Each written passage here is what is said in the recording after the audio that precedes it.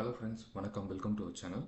So இன்றைக்கி இந்த வீடியோவில் நம்ம என்ன பார்க்க போகிறோம்னா, ஒரு இம்பார்ட்டன்ஸான ஒரு 5 ஸ்டாக்ஸை நம்ம அனலைசிஸ் பண்ண போகிறோம். என்னென்ன ஸ்டாக்ஸ் அப்படின்னா, பஜாஜ் ஆட்டோ. இது இப்போ நீங்கள் பார்க்குறது பஜாஜ் ஆட்டோட ஷேரோட ப்ரைஸு 8875 ரூபா இருக்குது. ஸோ இதோட ஸ்டாக்ஸ் இன்னமும் புல்லிஷ் ஆகும்னு கேட்டிங்கன்னா, எனக்கு தெரிஞ்ச வரைக்கும் டெக்னிக்கல் அனாலிசிஸ் பொறுத்த வரைக்கும் இது புல்லிஷ் ஆகிறதுக்கான சான்சஸ் ரொம்ப கம்மி. பட் ஃபண்டமெண்டலி இது புல்லிஷ் ஆகிறதுக்கான சான்சஸ் அதிகமாக இருக்குது. ஸோ உங்களுக்கு யாராவது இந்த பஜாஜ் ஆட்டோ பற்றி ஃபண்டமெண்டல் அனாலிசிஸ் வேணும்னா கமெண்ட் பண்ணுங்கள். தென் ஃபர்தராக பஜாஜ் ஃபினான்ஸோட ஃபண்டமெண்டல் அனாலிசிஸ் நான் உங்களுக்கு எக்ஸ்பிளைன் பண்ணுறேன். ஓகே, அப்போ பஜாஜ் ஆட்டோ ஷேரில் நான் பர்சனலாக இன்வெஸ்ட்மெண்ட் பண்ண மாட்டேன். ஸோ நம்ம அடுத்த ஸ்டாக்ஸ் நான் போயிடலாம். Power grid. So power grid corporation, இந்த கம்பெனியில் வந்து நான் பர்சனலாக டெக்னிக்கல் வைஸ் கொஞ்சம் காம்ப்ளிகேட்டட் தான். லாங் டேர்முக்கு இன்வெஸ்ட் பண்ணுற ஐடியா இருந்துச்சுன்னா, ஃபார் எக்ஸாம்பிள் 1 lakh நான் இன்வெஸ்ட் பண்ண போகிற ஐடியா இருக்குன்னா, ஒரு 10,000 இன்வெஸ்ட் பண்ணிவிட்டு மார்க்கெட் ஒரு அப்ஸ் ஆர் டவுன்ஸ் ஒரு 5% அப் ஆச்சுன்னா, ஒரு 5% ஃபால் ஆச்சுனாலும் அதுக்கப்புறமா ஒரு டிசிஷன் இருக்குது, இதில் இன்வெஸ்ட் பண்ணலாமா இல்லை வேண்டாமான்ட்டு. ஸோ எந்த ஒரு இன்வெஸ்டரும் எடுத்தோடனே ஃபுல் அமௌண்ட் இனிமேல் போட மாட்டாங்க. அவங்க ஒரு பேட்டர்ன் வச்சுட்ருப்பாங்க எப்படி இன்வெஸ்ட் பண்ணணும்ட்டு. அவங்களோட இன்வெஸ்ட்மெண்ட் பேட்டர்ன்ஸை ஒரு 5% அப்ஸ் ஆர் டவுன்ஸ் ஒரு மூமெண்டம் தெரிஞ்சால் தான் அடுத்த மீதி இருக்கிற ஃபண்டு, ஃபார் எக்ஸாம்பிள் 1 lakh நீங்களே இன்வெஸ்ட் பண்ணுற ஐடியா இருந்தாலும் 10,000 இன்வெஸ்ட் பண்ணிவிட்டு இதோட மூவ் எப்படி, இதோட ரிசல்ட் எப்படி இருக்குங்கிறது பார்க்கலான்னு வெயிட் பண்ணுவாங்க. உங்களுக்கு எந்த ரிசல்ட் 5% கிடச்சின்னா அகெயின் அடிஷ்னலாக 20,000 நீங்கள் ஆட் பண்ணிங்க. நெகட்டிவ் ஆச்சுன்னா நீங்கள் இன்னும் அடிஷ்னலாக 10,000 தான் ஆட் பண்ணிங்க. ஸோ இவ்வளோதான் டிஃப்ரென்ஸ். அப்போது ஒரு 5% to 10% அப்ஸ் அண்ட் டவுன்ஸில் நம்ம செக் பண்ணிவிட்டு தான் நம்மளுக்கு மார்க்கெட் ஒரு டெசிஷன்ஸை நமக்கு கொடுக்கும்.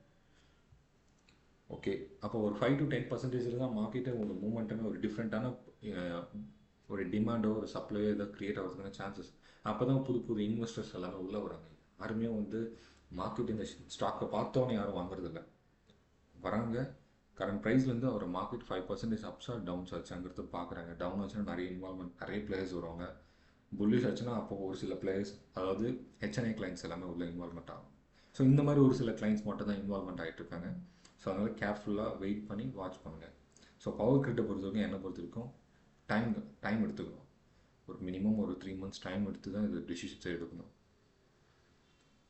அடுத்தது நெஸ்லே.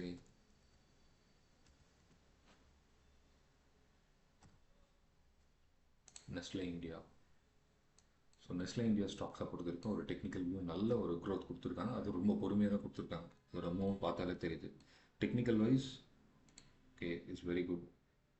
என்னன்னா ஒரு பேட்டர்ன்.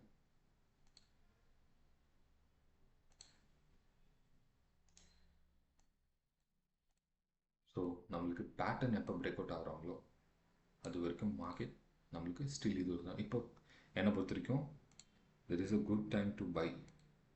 அப்படியா? எஸ். இங்கே பாருங்க, ஒவ்வொரு தடவையும் டிமாண்டை க்ரியேட் பண்ணது இங்கே தான் ஃபர்ஸ்ட்டு. பை ஆக்கி demand will be started. So என்னோடய டார்கெட் வந்து பார்த்தீங்கன்னா, என்னோடய பர்சனலாக என்னோடய டார்கெட் பார்த்தீங்கன்னா 3,200. ஸோ 3,200 போகிறதுக்கான வாய்ப்புகள் இருக்குது. எக்ஸாக்டாக நான் எப்பவுமே நான் சொல்கிற டார்கெட்டே போகுன்றதுக்காக எப்பவுமே வெயிட் பண்ணக்கூடாது. இது என்னோட ஓவரால் சஜஷன். அண்ட் இதில் உங்களுக்கு என்ன எக்ஸ்பெக்டான ஒரு ப்ராஃபிட், எத்தனை பர்சன்டேஜ் எதிர்பார்க்குறீங்க உங்களோட ப்ராஃபிட். 10 வருஷம் வெயிட் பண்ணிங்கன்னா நீங்கள் ஒரு 10% வந்துருச்சா நீங்கள் இன்வெஸ்ட் பண்ணதுலேருந்து ஜஸ்ட் வெளியில் வந்துங்க. அதுதான் ஒரு சேஃபஸ்டான வே. ஒரு பேசிவ் இன்கம் மாதிரி நீங்கள் எதிர்பார்க்கணும், அதுக்கு இன்ட்ராடே தான் நீங்கள் பண்ணணும். அண்ட் இதில் நீங்கள் வந்து ஒரு லாங் டேர்மில் இன்வெஸ்ட்மெண்ட் பண்ணுறீங்க, ஒரு சின்ன ரிட்டர்ன்ஸ் எதிர்பார்க்குறீங்க.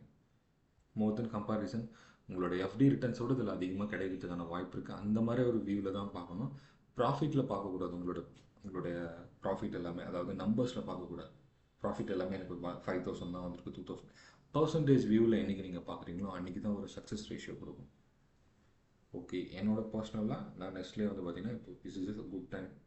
நான் கண்டிப்பாக என்னோட பர்சனல் சஜஷனில் நான் நெஸ்ட்லே கம்பெனியில் நான் நெஸ்ட்லே இந்தியாவில். இப்போ அடுத்த ஸ்டாக்ஸ் நான் என்ன அனாலிசிஸ் பண்ண போனால் விப்ரோ. ஸோ விப்ரோ கம்பெனி தான் கண்டிப்பாக ஃபெமிலியரான கம்பெனி தான், நிறைய பேருக்கு தெரிஞ்சிருக்கும்.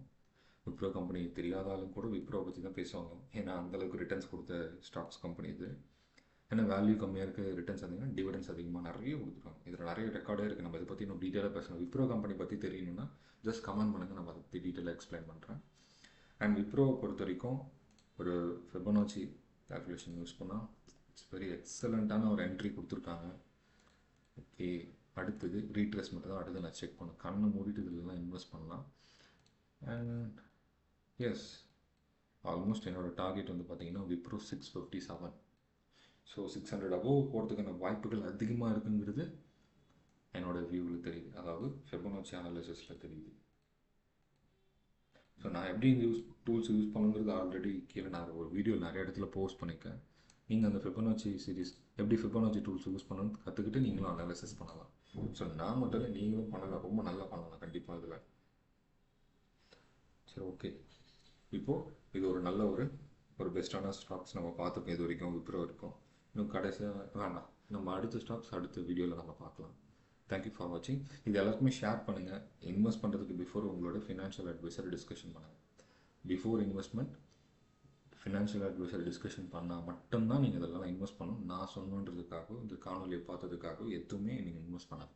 ஓகே, எனவே லைக் பண்ணுங்கள், கமெண்ட் பண்ணுங்கள், ஷேர் பண்ணுங்கள்.